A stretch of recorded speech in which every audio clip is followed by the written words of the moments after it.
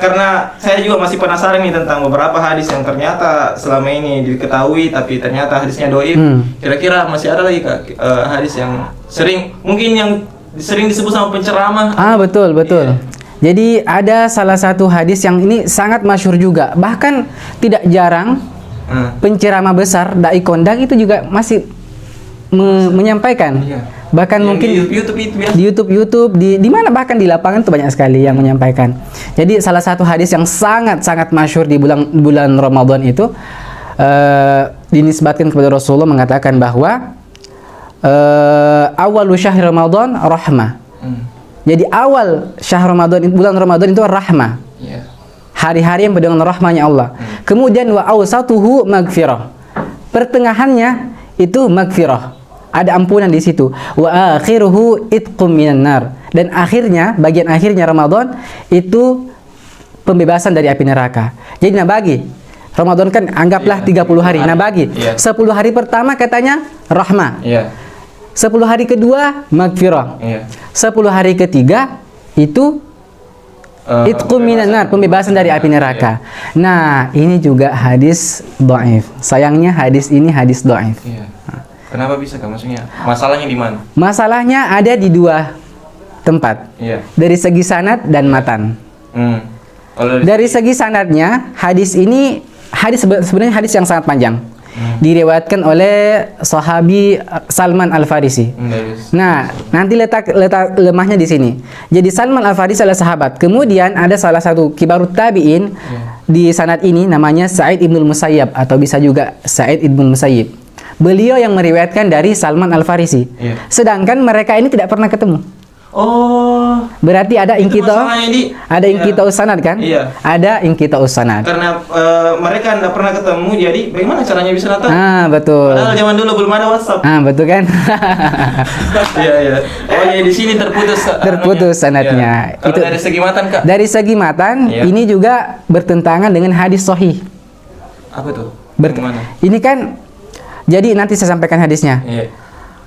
Karena saya jabarkan, ibaratnya kalau kita mengamalkan hadis ini, awalu syahr Ramadan rahmah, kita hanya fokus 10 hari pertama itu untuk rahmah, kita tidak mau mendoakan yang lain, meminta ampun, meminta pembebasan dari neraka. Ibaratnya kayak 10 hari itu hanya khusus untuk rahmah.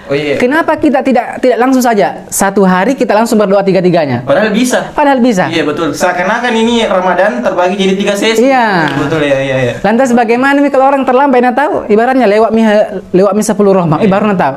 Kalau puasa ke-10 baru puasa baru tarawih, berarti tidak dapat rahmat. Betul. Nah, kalau kita mengamalkan ini berarti ada sesuatu yang kurang, ada yang kita hilangkan. Betul. Nah, sedangkan ada hadis sahih yang diriwayatkan oleh sahabil jalil Abu Hurairah, dan ini juga hadisnya sangat masyhur.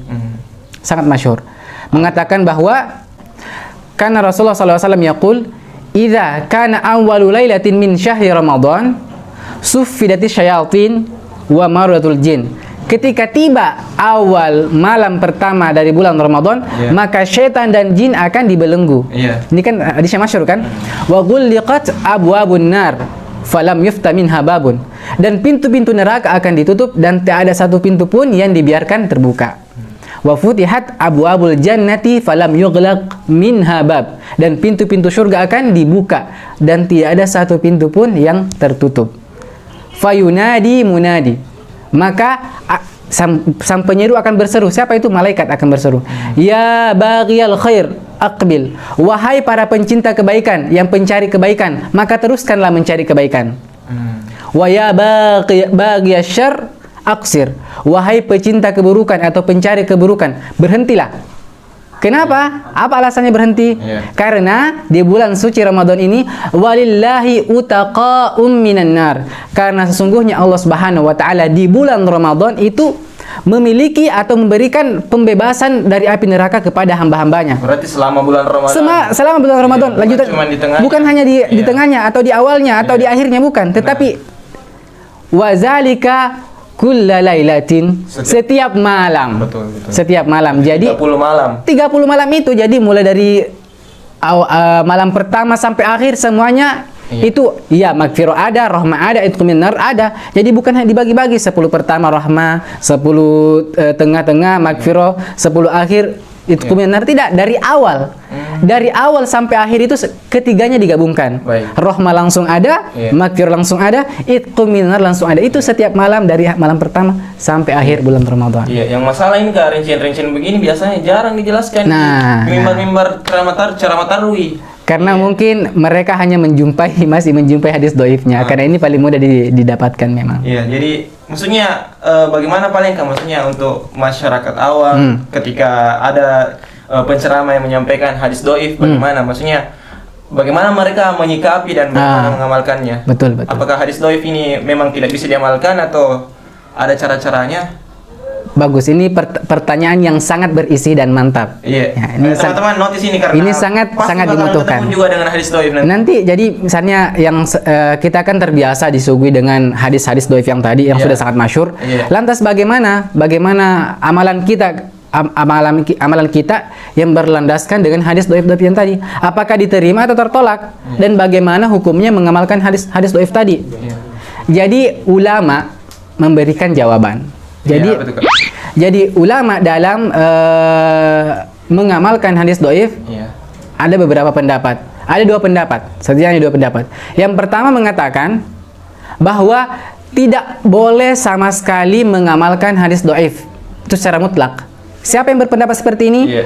Itu adalah Imam Ibnul Arabi Al-Maliki. Iya. Berarti semua yang terbukti hadis doif nanti Tidak boleh diamalkan, sama mutlak. sekali. Nah. Termasuk doa ada buka puasa tadi. Iya, katanya menurut ini. Oh, menurut pendapat pertama. Menurut Iya. pendapat pertama. Dan pendapat yang kedua, dan ini adalah jumhur. Jumhur. Jumhur. Apa jumhur, Kak? Jumhur mengatakan boleh. Apakah mutlak? Tidak, ada syarat-syaratnya. Iya. Mengamalkan hadis doif itu boleh. Setidaknya ada 4 syarat mengamalkan hadis doif. Yang pertama, Catat ya.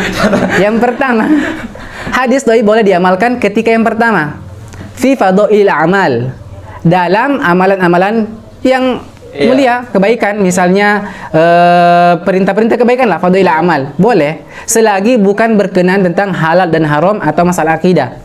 Baik. Nah, jadi sesuatu yang krusial kayak begitu. Ia tidak boleh menggunakan hadis doif. Nah, tetapi kalau masalah-masalah yang biasa kayak amalan kebaikan, targhib wa tarhib, Iya, motivasi, itu boleh. Iya, Motivasi ataupun larangan itu boleh menggunakan hadis doif. Iya. Itu syarat yang pertama. Syarat yang kedua adalah ayyakunal amalu mundarijan tahta aslin ma'mulin bih. Apa itu, Kak? Artinya apa? Amalan yang terkandung dalam hadis doif ini memang ada dasarnya yang diamalkan. Ada dasarnya. Dalam artian ada hadis lain yang Ada hadis lain yang membolehkan. Betul. Misalnya, ada hadis doif yang memberikan motivasi untuk bersedekah. Iya. Apakah sedekah boleh? Boleh, karena memang diperintahkan. Iya. Ada hadisnya memerintahkan sedekah, ada diperintahkan sedekah. Atau misalnya ada hadis doif yang memerintahkan tentang sholat. Boleh, karena memang salat ini memang ada dasarnya. Ada dasarnya. Dari Al-Quran sama. Kecuali ada hadis doif yang mengatakan bahwa sholat duhur 5 rakaat. Ini yang salah. Karena tiada dasarnya mengatakan sholat duhur itu 5 rakaat. Iya. Nah, ini yang salah. Jadi itu syarat yang kedua ya. Jadi boleh diamalkan ketika memang ada dasarnya. Yang ketiga, syarat yang ketiga boleh diamalkan hadis doif adalah alla yakuna syadidud dha'fi.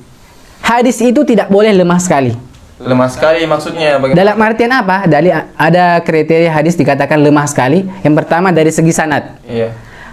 Hadis dikatakan lemah sekali ketika di sanadnya itu ada rawi yang terkena dengan pembohong. Pembohong. Berarti yang kayak begini-begini, Kak, orang yang mutakhosis. Betul, orang mutakhosis. Betul nih. Mutakhosis, makanya orang awam silakan mengambil pendapatnya ulama. Oh iya, benar. Jadi karena ini tugasnya para ulama yang mutakhosis di sini. Itu harus teman-teman harus belajar terus-menerus. Betul. Dapat nanti. Betul. Iya. Terus karena kalau untuk mencari sendiri tidak bisa kan? Iya, tidak bisa harus orang yang berkecimpung di hadis. Betul. Masih ada nggak syaratnya? Masih ada. Syarat yang terakhir, yang keempat, atau sebenarnya bisa jadi bolak-balik semua. Intinya 4 syarat ini. Adalah Allah ya'taqid indal amal bihi thubutuhu.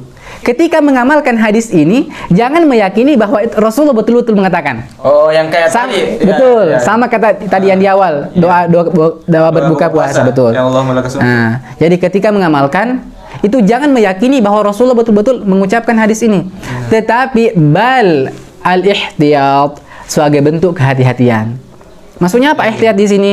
Jangan sampai misalnya ketika tidak diamalkan, ini kan maknanya bagus. Jangan sampai ketika tidak diamalkan, kita membuang kesempatan untuk melakukan kebaikan. Benar. Jangan sampai nanti karena tidak hafal doa selain Allah malakas jadi tidak berdoa. Betul. Nah, ini. Mending kita berdoa dengan bentuk penghambaan ke Allah, tapi tidak meyakini kalau lafaz ini pernah disebut langsung oleh Nabi Sallallahu Alaihi Wasallam. Jadi itu empat syarat itu.